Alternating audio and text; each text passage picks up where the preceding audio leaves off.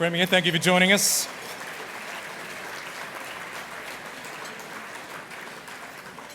Now, ladies and gentlemen, earlier we enjoyed a performance from the SSO, or the WSSO as some would have them, and it was indeed exceptional. But now we have something which perhaps better represents contemporary Australia and Western Sydney in particular. Playlist is Beyonce meets the Women's Marches meets Australian Idol. Full of suburban dreams and pop star fantasies, this highly acclaimed new work by PYT Fairfield explores the experiences, ideas and power of young women in a post-Me Too world. Bringing together the diverse skills of the performers, street dance forms and pop songs, Playlist is a joyful and inspiring feminist adrenaline rush and a powerful call to action addressing the critical issues of our times. So here's something special the Spice Girls of Western Sydney, have put together just for tonight. So please welcome to the stage a 20-year-old Tongan-Iraqi Australian. Now, how Western Sydney is that? A Tongan-Iraqi Australian hip-hop dancer, Nada Taha from Marylands. We have 21-year-old Vietnamese Australian slam poet Mai Tran from Bankstown. 21-year-old Nigerian-born dancer and actor Ebube Uba from Penrith. And 25-year-old Croatian-Australian singer Mara Knežević from Campbelltown. Please make them welcome. Can you go closer?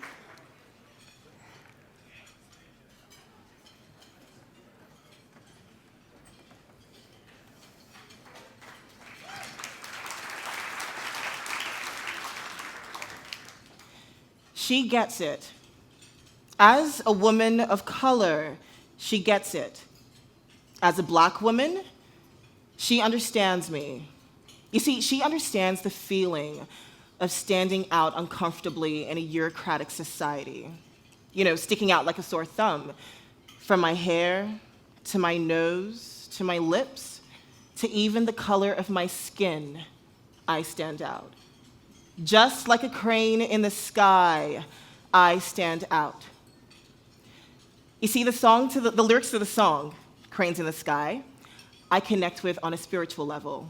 They are words that I have lived, words that I have thought, words without having to say anything, words without having to confide in anyone. I connect. Her album is my anthem and will be for a very, very long time to come. When I was younger, I used to be so proud every time someone called me a banana. Yellow on the outside, white on the inside. Like it was a compliment. Like shit. You can't help looking ethnic, but at least you have the decency to act white. And for a while, I really leaned into that whole pot-smoking, inner West hipster caricature. But that is a lot of effort to put into self-hatred. To hate being a woman, to hate being a woman of color. If you listen to a best-of album of my teen years, it is literally just bands full of bearded white men singing about craft beer and being the worst kind of middle class. And then I was like, Aaliyah is dope. So I just recently discovered Ella Fitzgerald, and she's incredible. She has a song called Summertime, and she sings on it with Louis Armstrong, and I'm obsessed. But she actually used to dance. And there's this great story about how she went to go and dance at this talent quest. But when she got there, she saw how great all the other dancers were. And she got a bit intimidated. So just as she was about to get on stage, she changed her mind and decided she was going to sing instead. And she ended up winning. So, it's the day of the talent quest, and I demand to be costumed in my mum's blue silk nightgown that she actually has to peg at the back to fit me. I put my Barbie plastic shoes on, and it's my turn to sing. Even my mum and older sister tried to talk me out of this, but I wanted so bad to be the next Spice Girl, the next Barbie girl, the next Celine Dion, Mara Knežević. and My Heart Will Go On was the biggest, most emotional song of 1997/98. And of course, the most appropriate for an ambitious 5-year-old to sing. I get up on stage and I take one look at everybody in the school hall and I open my mouth, but the only sound that manages to come out is the first syllable. My eyes start welling up and I burst into tears in front of the whole school. And then, Sister Gay, our school principal, Sister Gay, she comes on over to me and she does me a solid.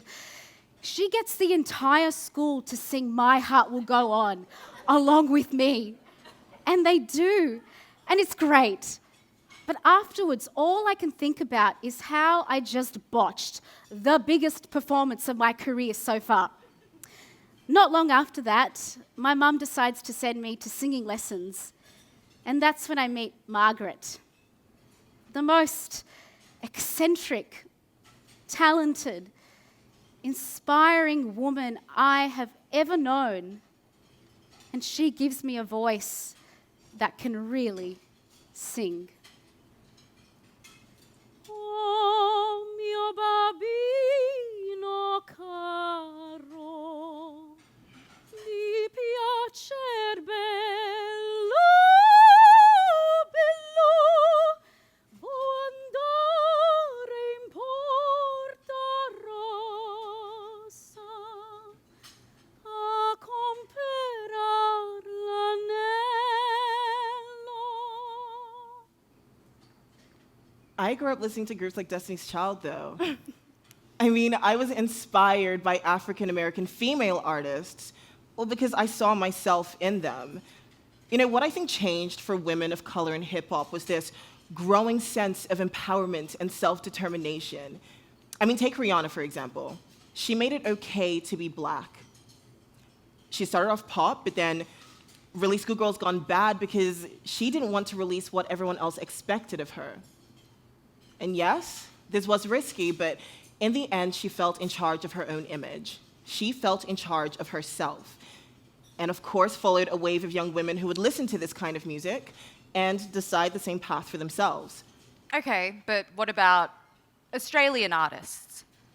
I think I have a disconnect. I tend to look overseas for inspiration, and I find young Australians have to do that sometimes. But I do like Missy Higgins. Higgins. Okay, what about Delta Goodrem? Yeah, you see, the thing about Delta Goodrem is I always felt like she was being pushed onto me because, you know, she's on Australian television, Australian radio. I just never felt the connection. What about Paulini? Oh my God, Paulini. Right? You know, Paulini was actually the first ever black female Australian artist I saw on television. Yeah, same. What about Jessica Mauboy? Oh my God, Jessica Mauboy. I was so happy when she made the finals. You know, she is a great example of what it means to be popular, black, and Australian. But growing up black, there's this expectation of what kind of music you listen to. I was expected to listen to people like Tupac, but I didn't really know who that was. Growing up, my dad listened to country music. Like what? Kenny Rogers? Who's that? Just some white guy with a beard.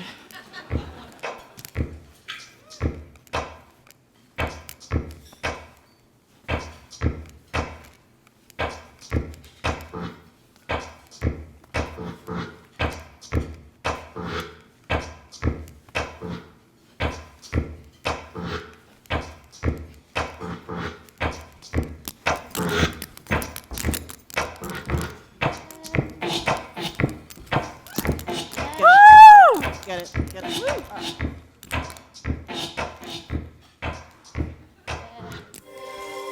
Okay. All right. Ready?